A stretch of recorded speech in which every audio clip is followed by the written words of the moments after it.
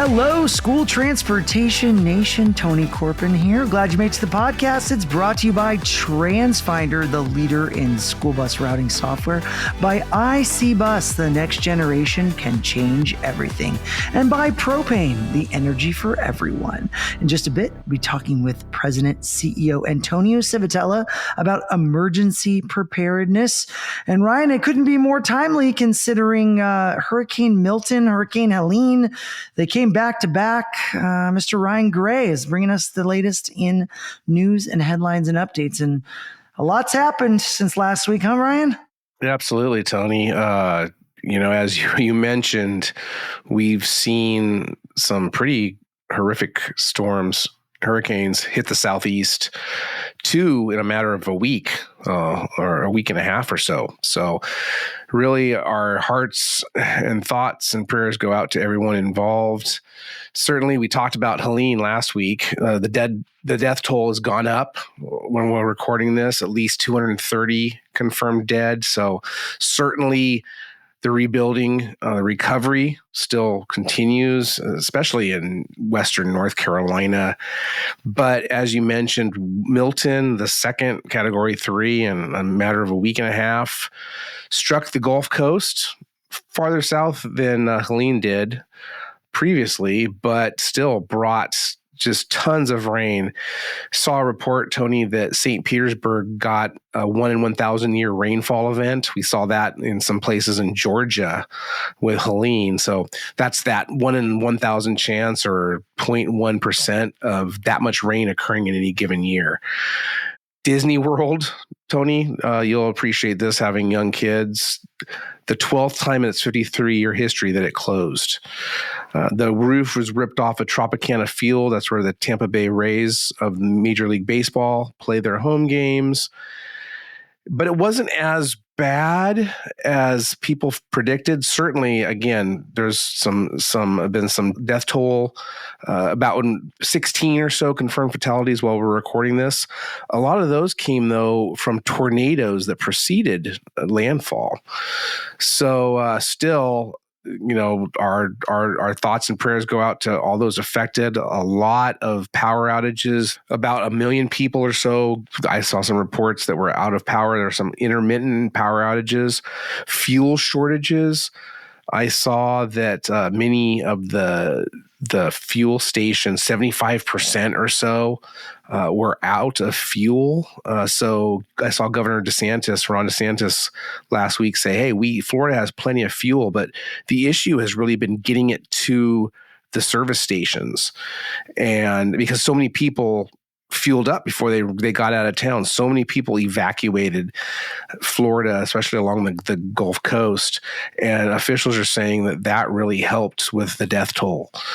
But they're not out of the woods yet. And when you're talking about fuel, Tony, certainly something that we're looking at for school buses. A lot of the school districts in the state closed down for the rest of the week last week. And luckily, many of them had Monday off for a pre-planned teacher workday. So as we were looking at it, 14 school districts, county school districts, reopened on Friday, but 33 remained closed. 8 more county school districts were reopening Monday. Again, I mentioned those 9 county districts that had pre-planned teacher work days. So that's advantageous for them. But certainly as they move forward, there's a lot of debris everywhere. There's still standing flood water. Power lines are down. So we'll see if getting some of those buses up and running in the next week will be an issue. Now, and we know that a lot of school districts, especially in Florida, hurricanes are nothing new to them. They have plans for this stuff. There's an article that I wrote on stnonline.com where I talk with Bill Wen, who's the senior director of transportation for Orange County Public Schools in Orlando, Florida. And usually Orlando, by the time a hurricane hits either the east coast or the west coast, it turns into a tropical storm by the time it gets inland. Not with Milton. Milton remained a category 2 or 1 as it crossed over the peninsula before it headed out into the Atlantic. But again, it wasn't as bad as folks predicted. And Bill was telling me that actually his facilities are all above the floodplain. So check out that article at stonline.com, and he takes the readers through how Orange County Public Schools prepares for storms of this nature. Yeah, definitely emergency preparedness, Ryan, is a major talking point. Speaking with Antonio Civitella just a little bit later from Transfinder about it and really looking deep, right? I mean, school buses have come to the aid of many communities during catastrophic situations. Obviously, we saw mass evacuations down in Texas. We saw it during Katrina. We've seen, usually it's hurricanes that this sort of situation is. And I know when you spoke to a few people out at the NAPT conference in Oklahoma City, we were talking about Helene a little bit and, just talking about how school buses were playing a role. And it was definitely a difficult situation because of the flooding and the roads being destroyed and the ability to access, clear paths of transportation. I know in speaking with Thomas Built Buses, they were working with their local dealer, Carolina Thomas, to participate in an event called Operation Airdrop, where they were sending school buses loaded with supplies to the affected communities. So I can only imagine we'll hear more about aid and need down in Florida. Obviously, the media covered it heavily last week. I guess prepare for the worst, hope for the best. And it sounds like after hearing Governor Ron DeSantis talk, it wasn't nearly as bad as I think that they had predicted the storm surge to be. So hopefully Florida gets repaired and backed up to speed quicker than anticipated, but definitely a devastating storm, and to come back to back is definitely difficult on the children and the schools, and it puts a strain on things. But Florida is no stranger to hurricanes, so they've been hit many, many times over the years. So I feel like it's kind of like earthquakes in California. It's like, just another earthquake, just another hurricane, right? To minimize it a bit, but yeah, I mean, it affects people's lives, and we really, as STN, we try to provide coverage and really get the voice of the school transportation industry specific around kind of natural disasters like this. So, a lot happening in the industry. Before we get to more headlines, we've got a quick message. Ryan, we just got a press release from IC Bus about an exclusive webinar they're hosting on October 17th and October 18th. Do you guys operate school buses in a state adopting EPA, CARB, and GHG regulations in 2025? Join the IC Bus team for a detailed webinar to learn how these regulations will impact you and your operations in the coming years. Also discover how IC Bus's new bundled solutions can support your zero emissions journey. Guys, make sure and sign up. Again, that's Thursday, October 17th, 12 p.m. Central, and Friday, October 18th, 12 p.m. Central. You can register today by going to stnonline.com/go/IC webinars. That's stnonline.com/go/IC webinars. Guys, register today for the best webinar that meets the best date and time in your schedule. They can't wait to see you there. All right, we're back. Ryan, what headlines do you have for us? What else is happening? NAPT conference, we were both there. We were. Oklahoma City. Awards were given. Trade shows happened. Educational sessions. Keynotes. Exactly. Yeah. So you probably saw a couple of articles that we had on the NAPT award winners, and want to congratulate again those winners. Adam Johnson won the NAPT Distinguished Service Award. He is the Director of Transportation for Charlotte-Mecklenburg Public Schools in North Carolina. We're going to be in his neck of the woods here in about 150 days or whatever it is, when we head out to the new home of STN Expo East in the Charlotte area, Concord to be exact. So congratulations to him. One of his bosses is a good friend of ours, Nicole Portee, who's the assistant superintendent for Charlotte-Mecklenburg. She oversees transportation. Many of you will remember her from Denver Public Schools, and a former STN Transportation Director of the Year Award winner. So congratulations to her, Adam, and that entire team out in Charlotte-Mecklenburg. The Special Needs Transportation Award, that's sponsored by Q Strength Sherlock. That went to Kathy Poole. She's a special needs supervisor for Greenville County School District in South Carolina. She works with Tina Mitchell, who is the current NAPT president. Tina was out there running MC on a lot of the events, Tony. She's the special needs coordinator, so she works under Kathy there at Greenville. And Tina's going to be with us at TSD conference. 2 in a row for her. So she came out last year for the first time. So congratulations to Greenville County. The Thomas Built Buses sponsored Continuing Education Award. Another friend of ours, Tony, Jennifer Gardella, Director of Transportation for Rockwall ISD in Texas. Her inaugural year as a director of transportation officially. She was an assistant director of transportation previously. Last year, she worked with Frisco ISD. So she really helped us so much last year with TSD conference. Frisco ISD does so much for us out there, a great partner. So congratulations to Jennifer. I caught up with Jennifer at the NAPT trade show, and she discussed some of the challenges and some of the wins that Rockwall ISD had for the start of the school year. So Jennifer, first Director of Transportation position, Rockwall ISD. How is the experience so far? The experience is amazing. There's a lot of solutions and a lot of possibilities of things that I get to help our team fix every day. And I've got to soak them up. The team is amazing. They want to learn. How was startup? Startup. There was a fire after fire. And that was my favorite part is I didn't give up. My team didn't give up. And there were a lot of things that we could still fix. But the startup was crazy. But it won't be like that next year. It's going to be better. What were some of the issues? Some of the issues is our routing software wasn't speaking with our ISD software. And so we had students not routed. And then we don't have all the technology that we need in the district. And so we didn't know where students were on what route. And that's going to get better. What technology are you looking for? I'm looking for tablets and routing software to where I can have the identity for the students to have their own ID and clock in and clock out off the bus. And to have those alerts on those students' needs that we need so we can know what better way to serve the students. Winning the School Bus Driver Training and Safety Award sponsored by IC Bus, Danielle Bedsall of Harford County Public Schools in Maryland.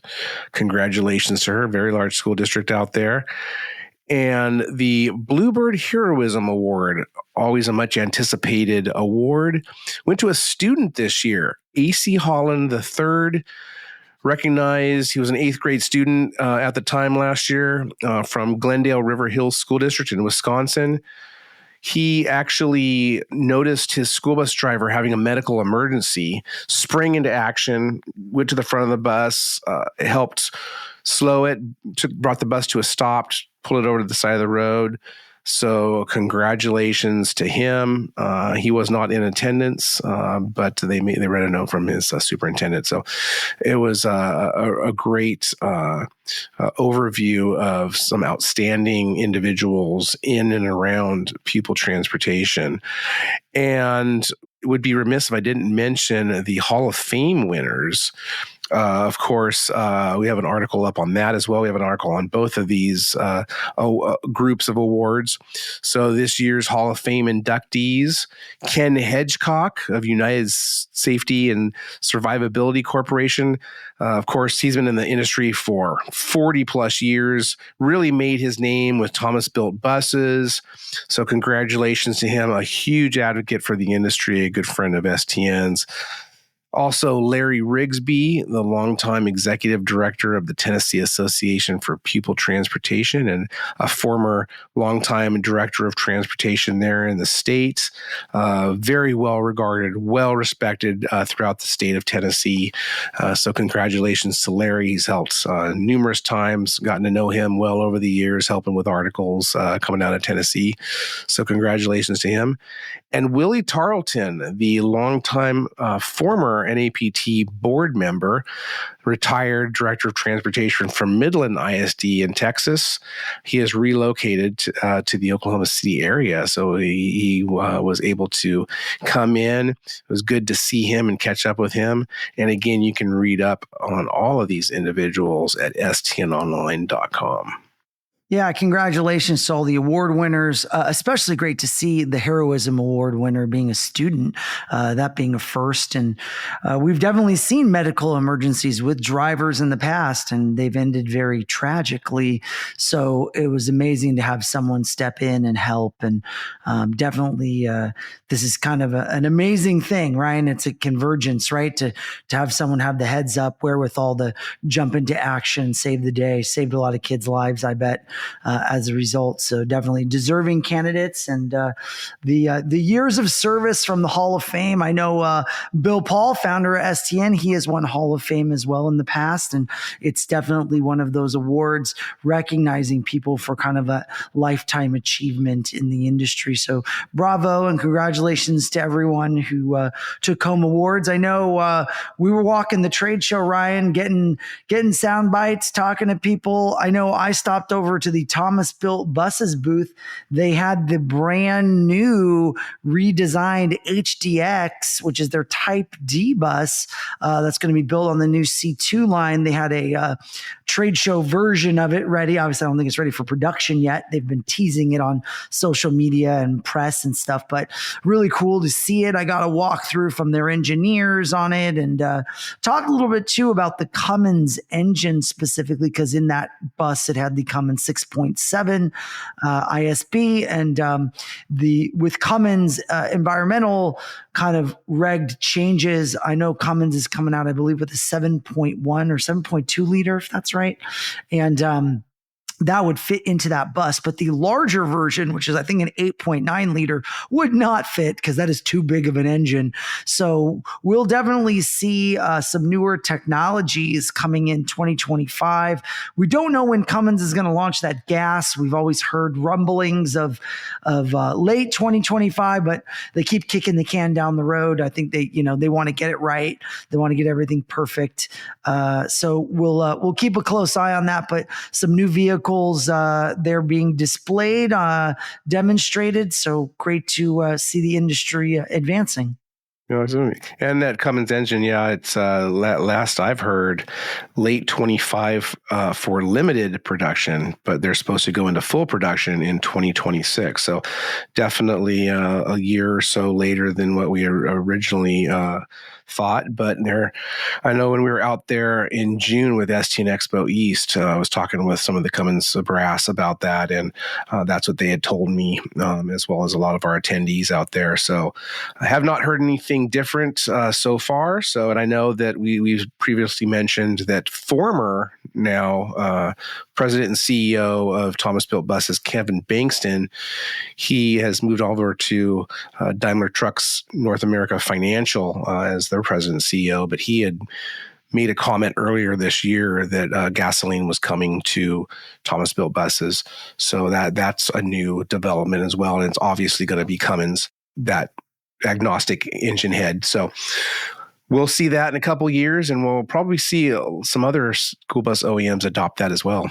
You know, Ryan, I'm talking to people on the trade show floor. They were coming up to us at our booth as well, saying how excited they were for the TSD conference coming up November 7th through the 12th, and how much great content there was. And, it was so funny to me because there's so many people who are at this conference at NAPT. They're like, no, we're going to the TSD conference too. So we may see some similar faces there in Dallas and Frisco, but definitely people are getting excited for the TSD conference. And that was great to hear. I love the community that the industry has and the camaraderie and friendships that are being developed. And conferences are great places to get together with everybody and share. And TSD has such a focus on special needs children and the success of those children. It's so different than what necessarily NAPT has to offer at their show. So it provides a much different flavor of content. So we're really excited to host the industry for that great event. And kudos to you, Ryan, and your tenured faculty for putting together a great program. Also, we're working with the ladies from WIT, Women in Transportation, to host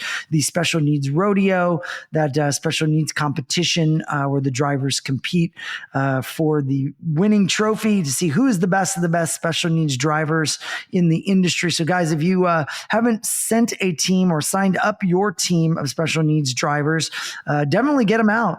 And aids. Don't forget those aids and monitors. So that's a great event. Definitely encourage all of you to sign up for that. It's a great learning opportunity. So it's not just a competition. It's training. You get essentially a weekend. You get to go to our TSD conference sessions on Friday and Sunday, even Saturday after the competition. So definitely it's a great way, especially for a limited investment. Really, it's you got to jump on that, folks. If you're leadership out there and you want to get your driver and monitor team together and registered, please do so. You don't have to win your state competition. Some states require that, but we take one and all. We just want to get folks there to learn and become better at what they do each and every day. A lot of the folks, Tony, are also not necessarily drivers every day or monitors. They used to be. Maybe they're the director of transportation or they're the special needs coordinator or supervisor. We see that every year. Folks, once they get into it, they just really love it. A lot of that camaraderie, and teams come back year after year. They get to know each other from different states. It's really fun to witness. Yeah, I really enjoyed myself, Ryan. It's good to see everybody. I know our own Trin Lilliscare was hosting attendees at our booth, and we had a little bucket of cars, a jar of cars, and it was like, guess how many Hot Wheels cars are in this. And you're thinking like, why are they guessing how many Hot Wheels cars are in this jar? Well, that's to promote ST and Expo East, because it is at the Charlotte Motor Speedway where they have the Coca-Cola 600. So people had to guess they would win a scholarship to ST and Expo East in Charlotte, which is March 20th through the 25th, 2025. So registration is open. Last week, we opened registration kind of softly. We haven't really blasted it from the mountaintops yet, but we will start doing that. So you guys are going to start seeing more information about ST and Expo East. We'd love to see you in Charlotte in 2025. Lots happening there. We'll have a great agenda. We've got info up on the website, so you can go over there, standexpo.com/east to find out more. And we've got that super early bird discount to save $200 off your registration. So don't wait. Take advantage of that. We'd love to see you in Charlotte. And right before I get to my interview here with Antonio Civitella, I get a quick message. Did you know that school buses fueled by propane can help you reduce emissions in your community while saving money? Propane school buses have a lower average carbon intensity than electric school buses over their lifetime by more than half. And they emit up to 96% less nitrogen oxide than diesel buses. All of this from fleets with the lowest total cost of ownership. It's no wonder propane is the most widely used alternative fuel in the school bus industry. Learn more at betterourbuses.com. That's betterourbuses.com. Thanks, Tony. And before we get to that awesome interview you have coming up with Antonio Civitella at Transfinder, let's hear from some more NAPT attendees at their train show last week. Heather, tell me, is there anything at the NAPT show that you are excited about, looking forward to learning about, hearing, taking home? Absolutely. So I'm here today looking for technology. We're looking for solutions to make our routing more efficient. And I think there's answers right here in the room. So very excited about this morning. How is startup? Startup was great. We have about 63,000 students. Our on-time arrival has risen dramatically this year, and we're just going to keep going. What about the driver shortage? Driver shortage is always going to be a thing, but we can't use that anymore as the reason. So what are we doing? What are you doing? What are we doing is we're making sure that we're utilizing capacity on our buses, that our routes are efficient, and that we're using our resources and doing lots of training for our drivers. So, Scott, what are you looking most forward to here to try and learn and take home to Washington? Well, they offer a whole lot of professional development courses, so I'm really excited about that. Being able to sit in class with other directors around the country and learn a whole bunch of new information. So, how does startup work for you? Startup went probably the best that it has in the longest time that I can remember. We started fully staffed, actually. What do you attribute that to? Attribute that to a lot of work of recruiting, increase in driver wages, benefits starting first day, and being able to hire ahead a little bit. And how is that different maybe from other districts you've talked to? Because a lot of people are talking about the driver shortage. A lot of school districts had a pretty tough startup. Is it just a matter of making sure you have enough drivers? How do you make sure you have enough drivers? Well, I think each district is faced with something with different challenges. And some of those challenges are, of course, wage, support, competition from surrounding districts. We're fairly isolated. We're the highest paying district in our area, so that's a benefit to us.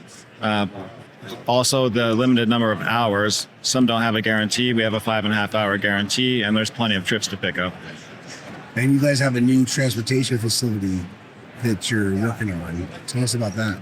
That's recently gone out to bid. It's probably going to break ground around January or March, somewhere in that time frame, and we're really looking forward to it. We're looking at an 8-bay bus shop, a 3-bay white fleet shop, and it'll be nice to be out of the floodplain also. Right. So what are you looking to bring back home from this one? So one of the biggest things, I look at it from two different aspects. From the state association side, we bring back the contacts and the networking to help see what we can get from other states and what we can help bring back in our states. From our district standpoint, that one is really big for me because I want to see what is new and what are people doing that's working. What are some ideas I can take back to my district that'll help our drive, what can help our students. How did school start go? School startup was challenging a little bit this year. We implemented new routing software as well as a new parent app that we've never had in our area before. So, getting the parents on board, getting them to understand what was going on, getting the drivers to understand that, parents can see where you're at and stuff was a little bit challenging, but ultimately it really has helped to improve the communication between the parents. We were able to see a huge decrease in the amount of phone calls that we were getting in the morning as well as in the afternoon on those first week of school. So that was a good thing. And then the other challenging part is, we have special needs kids that sometimes it's hard to get them back into a routine. But thank goodness for our drivers. They take it all with a grain of salt and just keep rolling. Hey, Fran, how did school startup go this year for you guys? School startup, I would probably say most of the typical challenges of just changes, primarily driver shortage, of course. We're not immune in my district to it, but we're actually making really good progress with getting all of our runs filled. But that was a significant challenge for us. We did open up with some additional programs for our students, which was also a significant challenge. But right now things are smoothing out and we're doing well. How many drivers short were you or are you? I say at the beginning of the year, we were probably about 25, and we're probably closer to like 15 now. What do you attribute that to? For us, it was more of just drivers moving on just for bigger and better things. I think we did really well with retaining drivers. But we just had in our area, just folks just move on for different reasons. We also did add several positions in our department, and we were able to promote from within, which also caused some vacancies for us.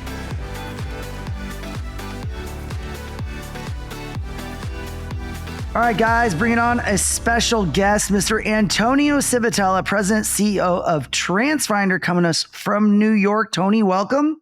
Hello, everybody. Tony, how are we doing? Well, it's been busy over here at STM. We're getting ready for conferences, but man, the news cycle last week, we saw Hurricane Milton hit right after. Before that was Helene, kind of a 1-2 punch, really affecting Florida and the South. And, I'd love to talk to you a little bit about how routing and how Transfinders kind of participated in preparing some of its clients within the region for this natural disaster, and really what's that look like for you guys as a technology company and supporting your customers? I mean, Tony, these are things that I think this industry you can never be over prepared, but they know, as you know, this industry, that's what keeps them up at night. In case of emergency, am I prepared? Do I have all the resources lined up? And of course, especially hurricanes and tornadoes that really would wipe out whole neighborhood. And now, not only their schedule is the school schedule, and then perhaps maybe the road are closed. Our clients and really the industry, they know how to adapt really fast. They run through these drills and really to say, what if this road shuts down? I know from the past, this road always floods after X number of inches. So they're constantly thinking about this. And we during our implementation process and really ongoing with our software, we always encourage our clients, especially, to create some what-if analysis, create some emergency routes just in case. And they all have it. We know that all your listeners, Tony, have these thick 3-ring binders. And I know you guys, you have them out there. But the problem with a 3-ring binder is that it doesn't get updated that often, and it's tough. And somebody's got it in some back room, someplace. We want to bring it up front, have it in front of you, just in case we need to change things. And it does happen. I feel like a lot more things are happening, even like football games. My goodness, Tony, I never remember football games being delayed because of weather. I remember that. So things are definitely changing.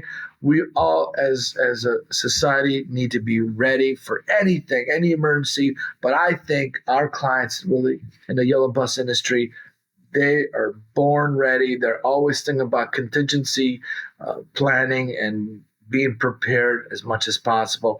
We want our technology to be used, not just day-to-day operations, but use our technology to get yourself on what-if analysis on if you have to, of any emergency that's happening in schools.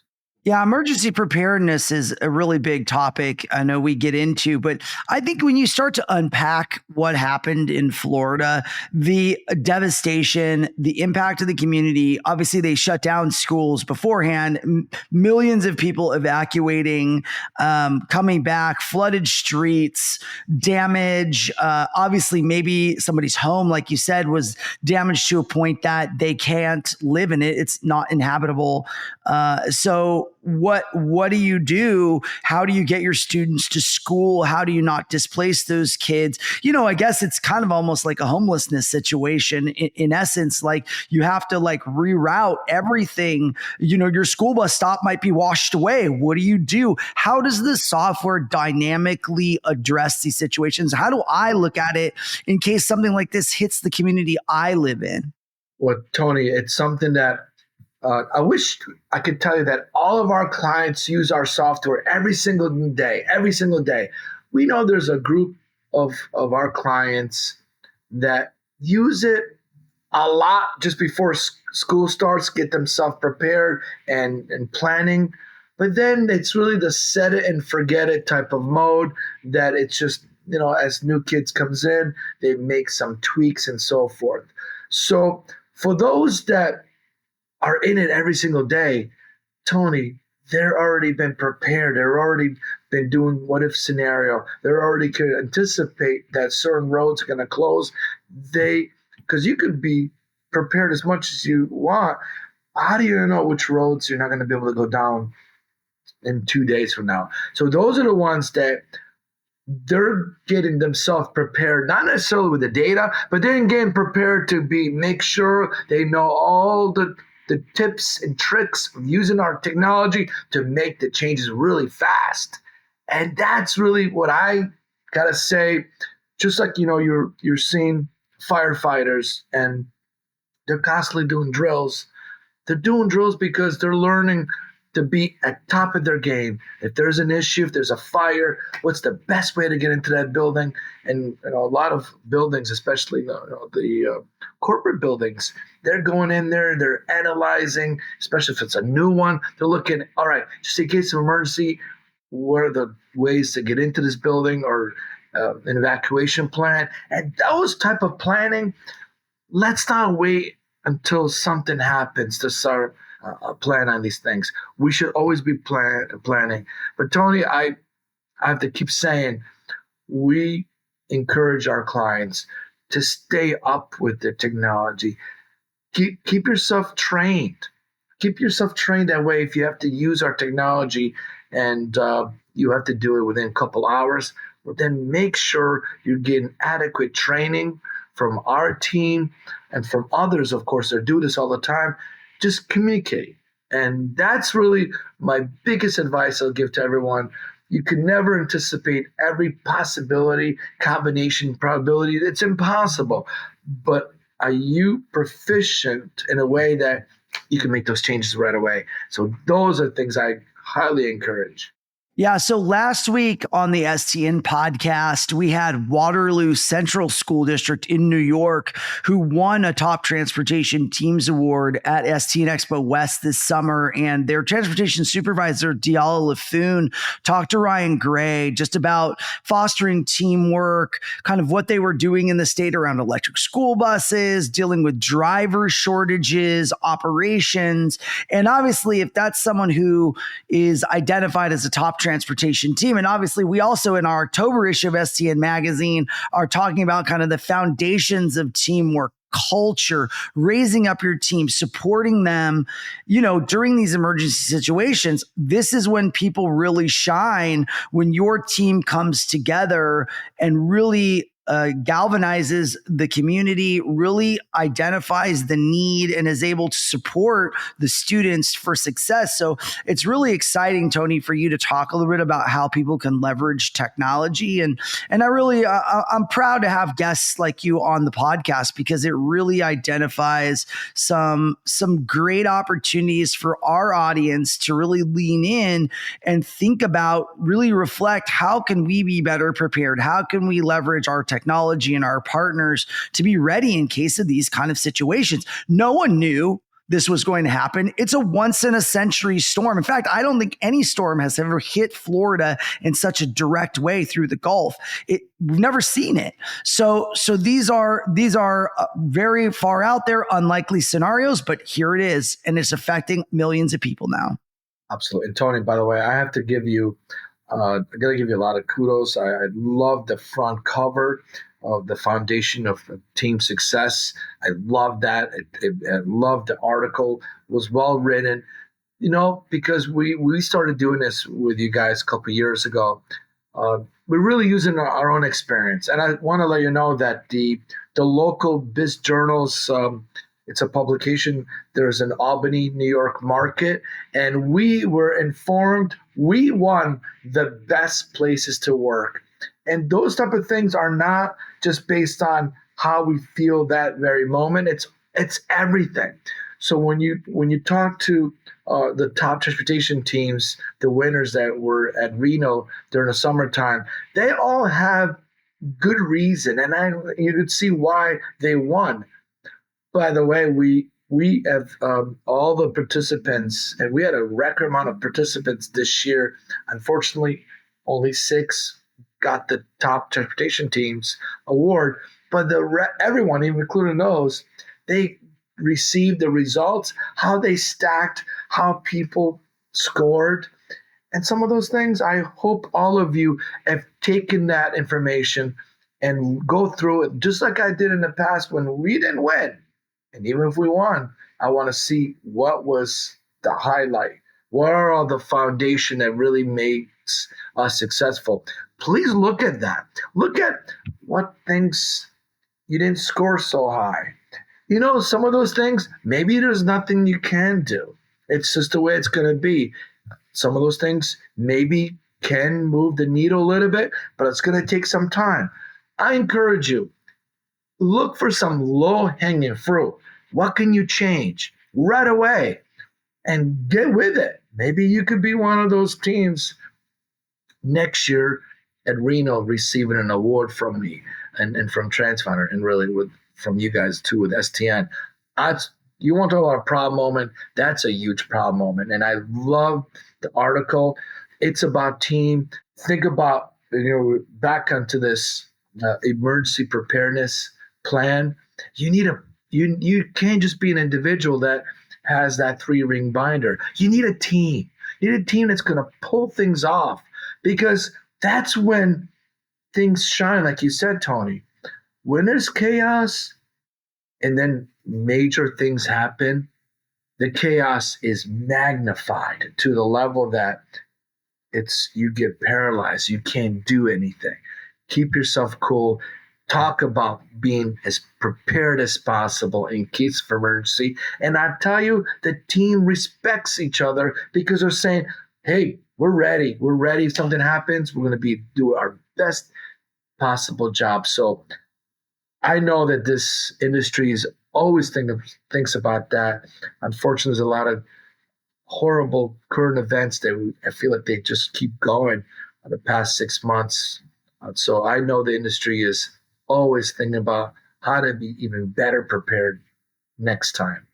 I got to tell you, this is actually, I haven't actually quoted one of my father's proverbs. And Tony, did I ever talk about these proverbs with you? I'm sure I did. On occasion, you drop them in there, you share them. Little words of wisdom. And I tell you, I think this is a good one. I mean, I got to always explain it because it could come across. Remember, it's a proverb. It's a riddle. Because if you think about every word I'm using, I'm thinking, what are you talking about? It doesn't make any sense. Or what? So it's about if your neighbor's house is on fire. So you think about it, right? Your neighbor, their house is on fire. The proverb goes, when you see your neighbor's house on fire, run home with a bucket of water. Bucket of water. I don't want you to think that my dad didn't want you to help your neighbor's house on fire. It's figure of speech. He meant that if it could happen to your neighbor's house, it could happen to your house. If it could have flooding someplace else, it's possible you could have flooding in your place. So what are the things you're doing? If someone is getting themselves prepared, like for example, they're getting prepared in Florida, you're thinking, oh, we're never going to get floods. Well, think about what happened in North Carolina, places that you would think there'd be flooding. Well, they've had those issues. The mudslides. So now it makes you think, well, maybe it's not just Florida anymore. It could be anywhere. So that bucket of water moment that my father would always say, be prepared. If it could happen to your neighbor, it could happen to me. I hope you take that as a wake-up call for people like, oh, we don't get those things. We don't get that. Well, maybe you don't get hurricanes. You don't get tornadoes. We get snow over here. Think about what could happen, and if it could happen to your neighbor, it could happen to you. So Tony, I had to throw that in there. But again, we have abbreviated that one. It's called bucket of water. Everybody here at the company uses that proverb every once in a while, saying, that's a bucket of water moment. And so I have to leave you with that one. Well, those are great insights, Tony. I really appreciate you jumping on the podcast, sharing. Before I let you go, I know we had you coming up at the TSD conference down in Frisco, Texas. You guys are hosting a lunch and learn, empowering special needs transportation with smart tech. Maybe you want to dive a little deeper on what Transfinder is doing in the area of special needs and how you're working with special needs routers to be more efficient with handling those special needs children. But Tony, those are always been the most complex routes are the special needs, and sometimes the most expensive routes and buses because of the equipment and so forth. But we're always making improvement. In the springtime, during our annual client summit meeting in San Antonio, I always have a session It's called A Glimpse into the Future. And I identified many things for our clients that, hey, stay tuned. Some of these things are going to be coming around, and you'll see them in the future versions and functionality.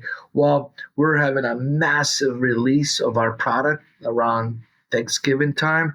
So there's tons of those things, especially for reporting and dashboards, and also knowing kids crossing. I always make a big deal about making sure that our technology, our software is always improving in a sense to know.